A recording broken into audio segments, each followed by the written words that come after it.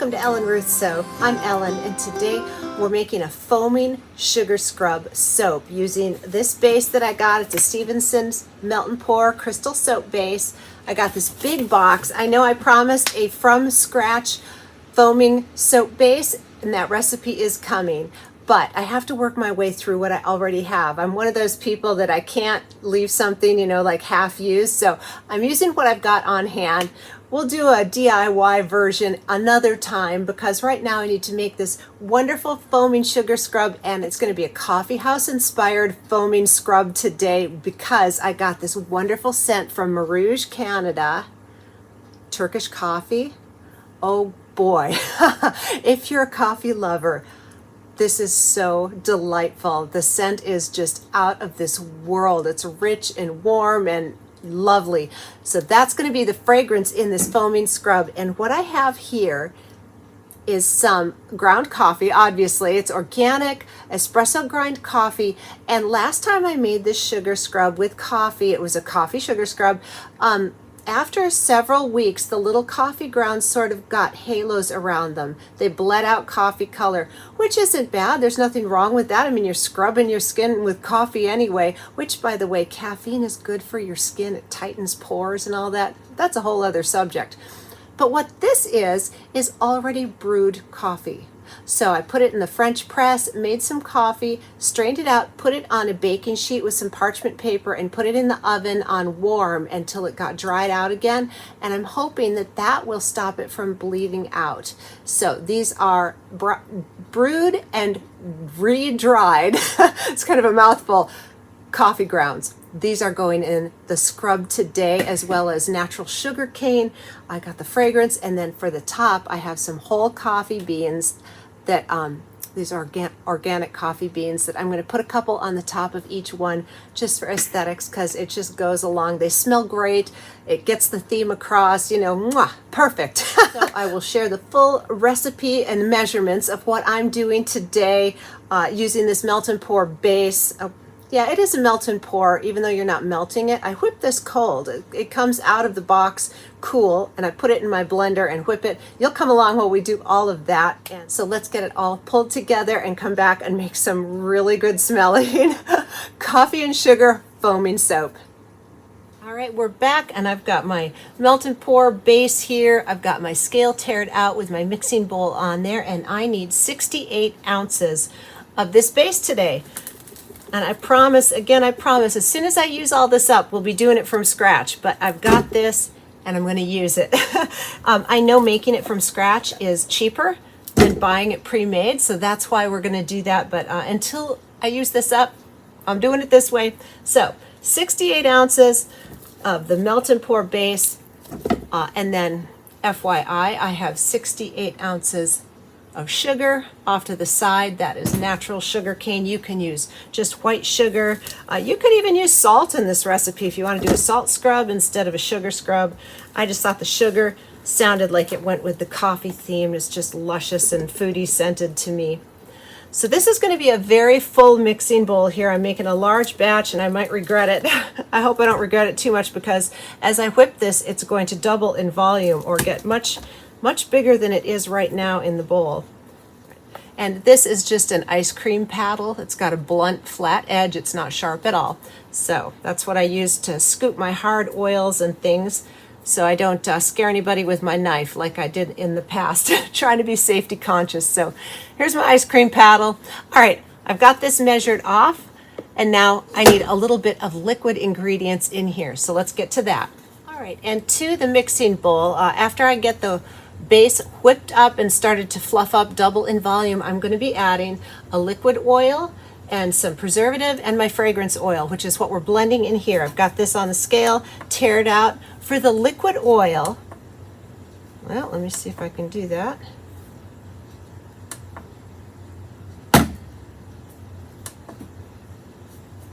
For the liquid oil, you can use any liquid oil that you like. I've got hemp seed oil here. You could use that. You could use walnut oil. You could use grapeseed oil. Today, I'm going to be using sunflower oil. It's a nice light oil, and I think it feels wonderful on the skin. So I need 8 ounces of sunflower oil. That's what I'm using today. But again, any liquid oil, you could use olive oil. It really is just your preference, what you like out of it, what you've got. But I think sunflower oil is a fabulous light oil, and I just think it's beautiful. So that's what we're using. Now for the preservative, that soap base, that melt and pour soap base already has a preservative in it. But since I'm adding this liquid oil and the sugar, and I'm adding to that, I want to up the preservative in the product that I'm making. Because this is a whipped soap, you may have damp hands when you're scooping it out of the jar, so water may be introduced to it. So this is a safety precaution. So I'm using Optifen today at a rate of 0.7%. So for this volume, it's going to be about 1 ounce. Optifen, you can use at a rate of 0.3 to up to 1.5% of your product, depending on how much you want. So I'm doing 0.7, and 1 ounce of Optifen is going in here.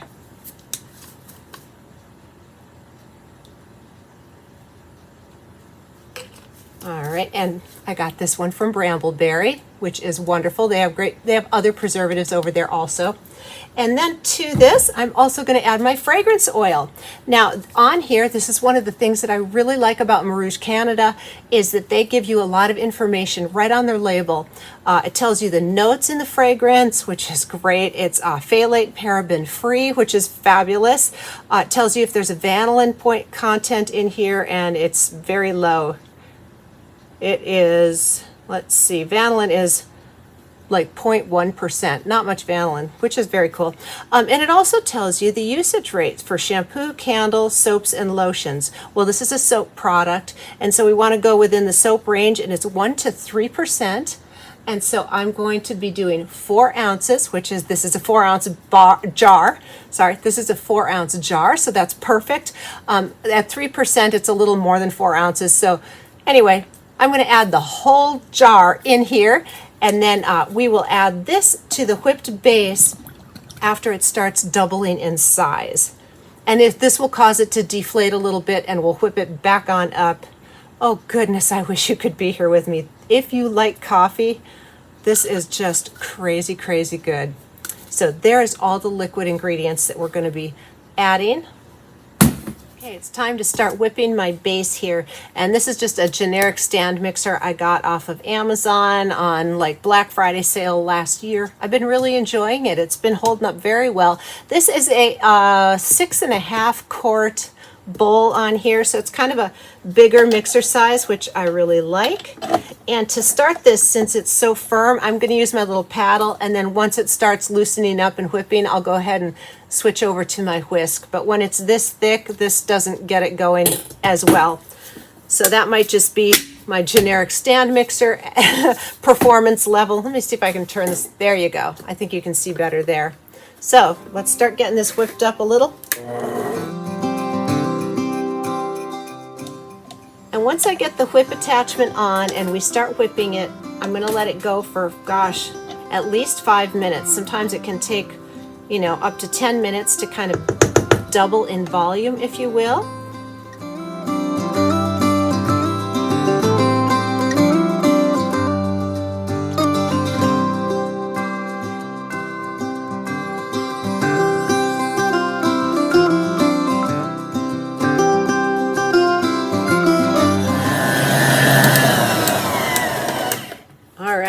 It is definitely fluffed up in volume, which looks beautiful and fluffy and all the good stuff. This is going to be a very full mixing bowl. Man, I hope I didn't overdo it in here. But you know what? We'll just clean up if we did. Now that I've got this whipped up really well, I'm going to go ahead and add in my liquid portion here very slowly as it's whipping. And we will watch it sort of deflate a little bit. Hopefully. And then we'll get to adding our sugar and coffee. But first we have to add the liquid portion.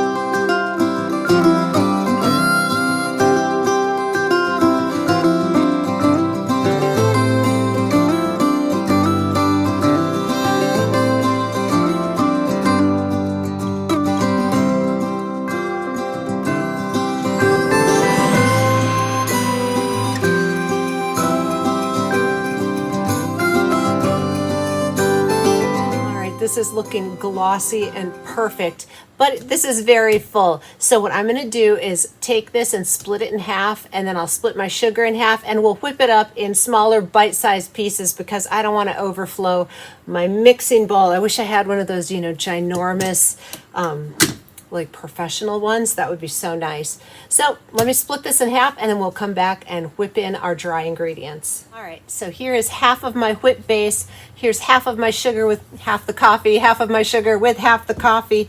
And now let's get back to whipping this up in a smaller, more appropriate size for this mixer. So FYI, if you make the same volume that I'm making today, and you have smaller mixer, you could probably do it in an 8-quart mixer or an industrial size one, but cut the recipe in half if you want it to fit in a regular mixer. All right, let's get the sugar added in here.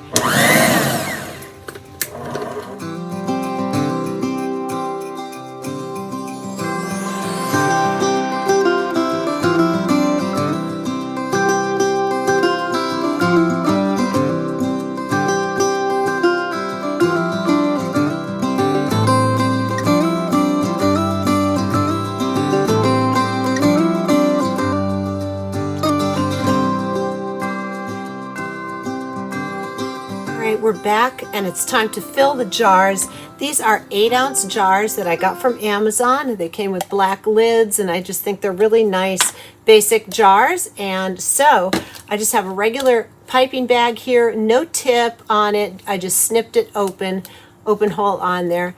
So just gonna fill it, and I'll have to refill this several times. I only can get a couple of jars out of, I don't have large piping bags. These are, I think, 16 or 18 inches. And for my foaming sugar scrubs, I would really love to have a really large pastry bag. So I'm just dealing with what I've got. It's a smaller bag, so I have to refill it several times, but let's get to it.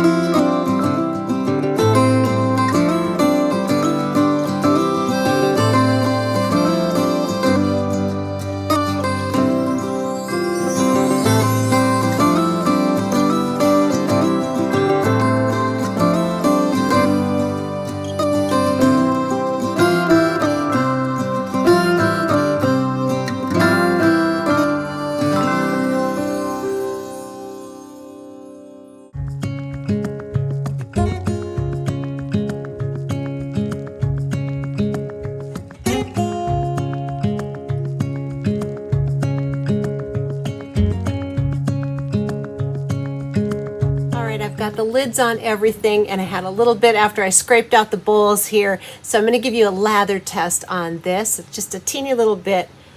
Here it is. That's probably about 1/4 of a teaspoon. I got some warm water here, and it feels silky smooth. It's not too exfoliating, even with the sugar. It just feels very nice, a little gently exfoliating. So you kind of slather it around, and then you can work up a lather. And it's beautiful. So it cleans you, it exfoliates you, it lathers really pretty. It feels wonderful on the skin. And then after you rinse off, just that gentle coffee scent lingers on the skin just a little.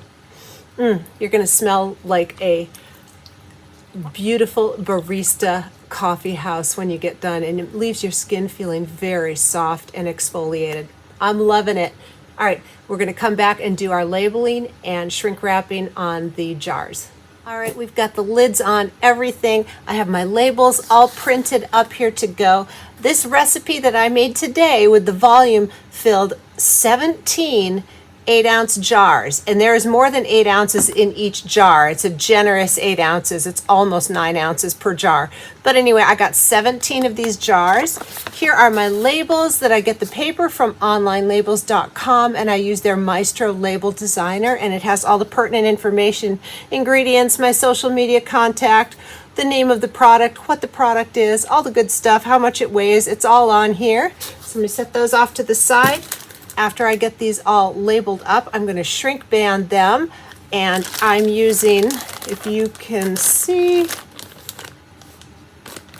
it's 115 by 55 is the size of the shrink bands. I got these from Wholesale Supplies Plus, but if you get them on Amazon or something, that's the size I'm using that fit this size jar. I use these bands on my 6-ounce jars and my 8-ounce jars. They fit really well. I can use them on a 4-ounce jar. They're a little big, but you can just shrink wrap them a lot. So these are a good size jar for most of this type of product. So that's the size I'm using today. Here is just my little generic heat gun. I think I got this at like a Hobby Lobby. You can get just any heat gun on Amazon. So with all that being said, I've showed this before and I'll show you again. Here's my little banding trick that I use to get a label on a round jar. I take 2 spatulas and set them down.